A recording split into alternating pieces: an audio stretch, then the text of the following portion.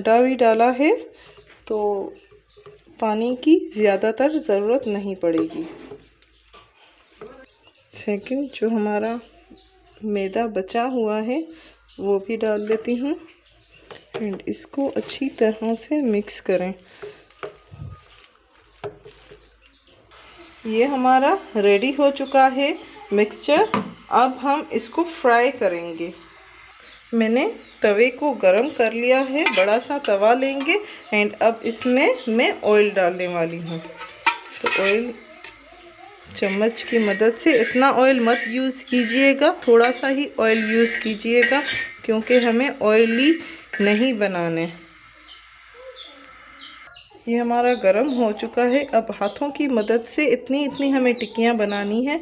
जितनी भी आप शेप देना चाहें उतनी बना के इसके ऊपर रखते जाएं।